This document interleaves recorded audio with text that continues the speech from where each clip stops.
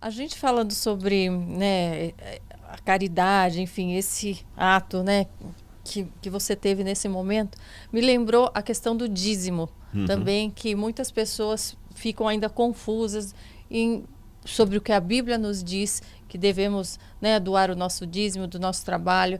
Isso equivale a doar para a igreja, a entidade igreja, ou a gente pode estar doando dentre esses 10% para um irmão que está passando necessidade, ou aquilo deve ser algo a mais? De que forma, segundo o estudo, isso. a gente administra esses... Hoje, esse assunto do dízimo se tornou muito complicado, infelizmente, por causa dos maus exemplos. Sim. Enquanto eu estava vindo com a Laura para cá...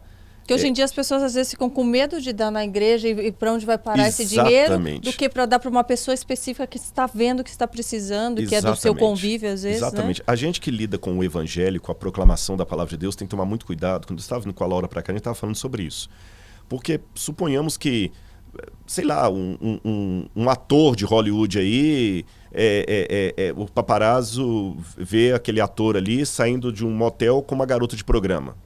Vai ser apenas uma fofoca e mais nada. Mas se for um pastor, um líder religioso, o estrago é muito grande, tá certo? O estrago é muito grande.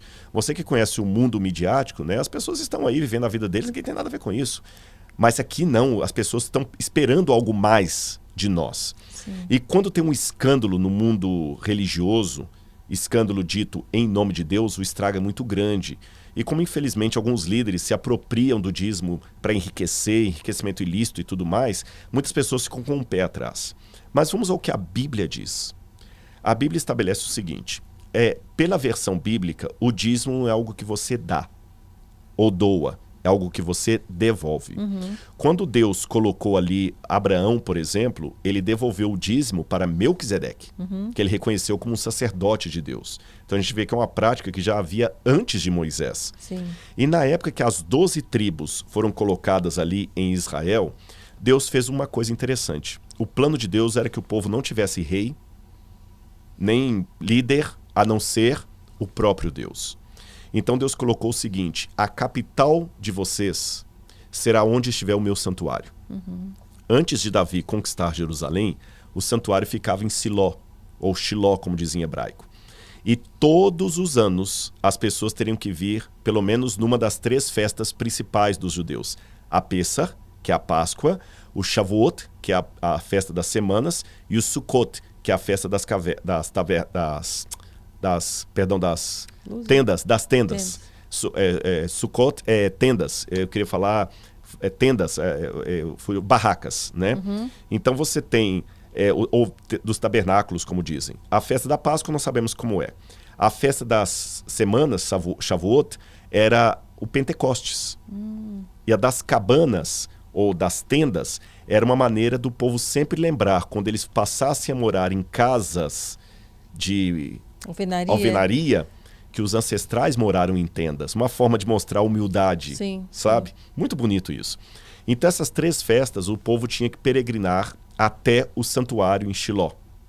E o santuário devia funcionar continuamente para lembrar as 12 tribos quem eles são, a quem eles pertencem, qual é o Deus de Israel e o significado mais bonito, que era o evangelho em símbolos.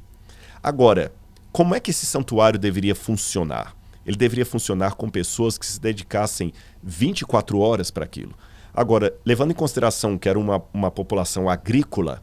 Como que iriam se manter, né, ali? Exatamente. Você tem guerra, você Sim. tem que mandar o filho para a guerra, você tem que colocar pessoas para te proteger, você tem que plantar e colher, isso toma muito tempo.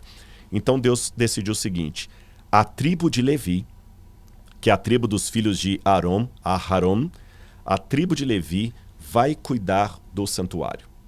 E para que eles tenham tempo para cuidar apenas do santuário, que é muito detalhado, eles não vão plantar nem vão colher. Vocês vão tirar 10% de toda a sua colheita, de tudo que vocês ganham. Na época não havia dinheiro em forma de moeda. A moeda só vai ser inventada lá pelo 8º século a.C.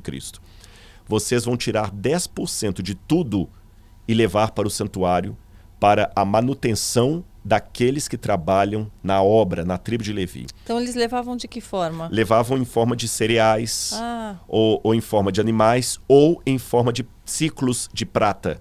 Quando alguém vendia, porque os ciclos de prata eram pedaços de prata que pesavam numa balança. Então é como se eu falasse assim, Karina, eu quero comprar esse tipo óculos. o quilo do ouro. Que Exatamente, a gente Quanto que custa esse sofá? Esse sofá aqui custa 300 gramas de prata. Aí eu pego 300 gramas de prata e te dou pedaços de prata. Depois inventaram a moeda. Então as pessoas deveriam levar para manutenção.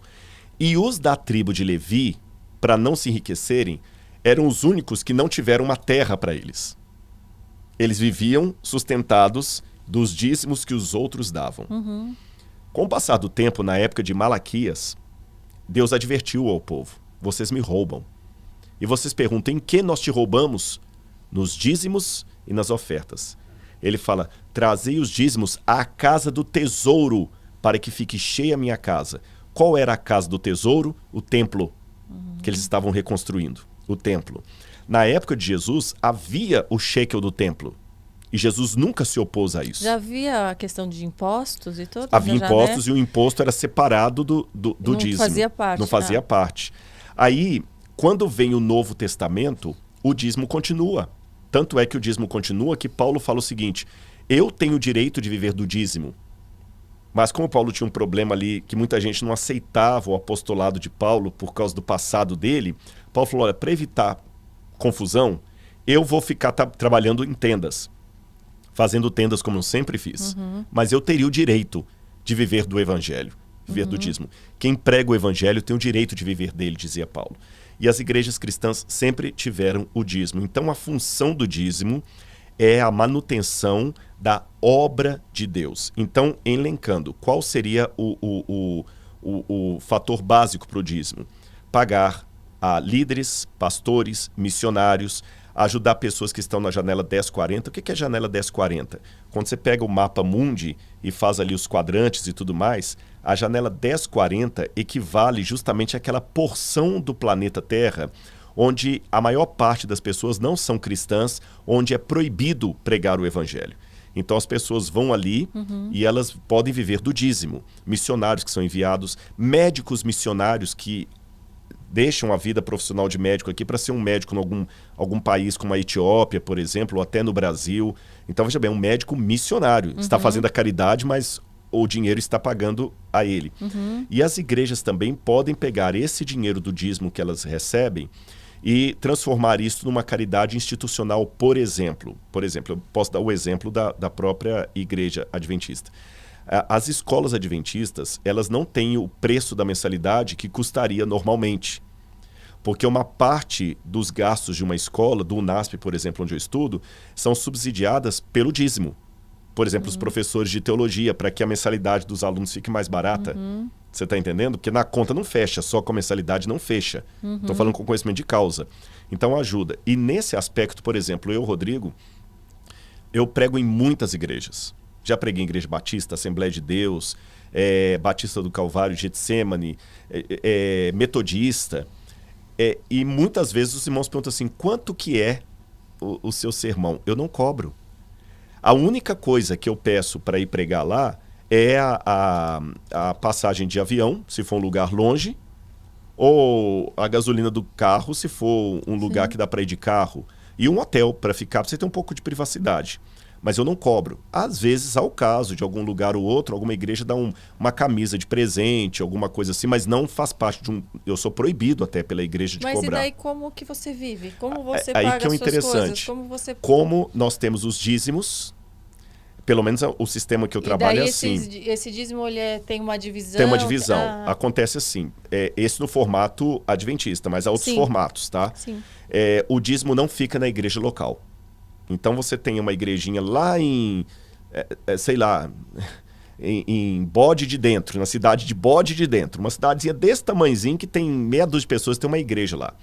O dízimo daqueles irmãozinhos simples ali não fica ali. Ele vem para uma associação. Sim. As associações são regionais. Então tem a Associação Mineira Central, a Associação Paulista Leste, Paulista do Sul, etc. Os dízimos vão para essa associação. A associação recebe o dízimo da igreja de Jegue de dentro, da igreja de Bode de fora, e recebe o dízimo também daquela igreja, por exemplo, do Leblon, no Rio de Janeiro, que é uma igreja que tem médicos, tem empresários, tem pessoas com mais condição financeira. Todos esses dízimos vão para lá. E ele é redistribuído para todo o trabalho da igreja de maneira geral, de modo que, eu vou falar aqui não por arrogância, só para o pessoal entender. Eu tenho 2 doutorados, 2 faculdades, um mestrado e um pós-doutorado.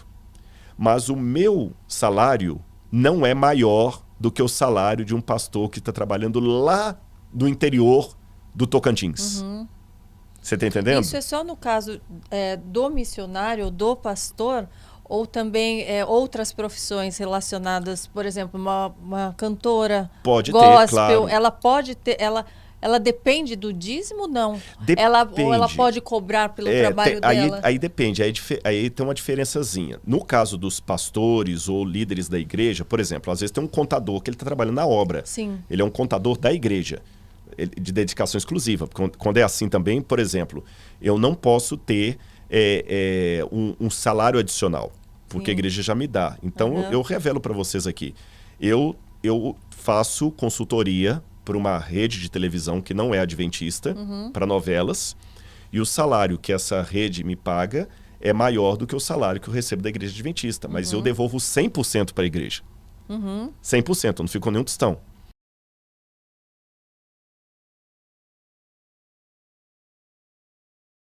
Muito legal esse trecho, muito inspirador, mas não perca o episódio completo.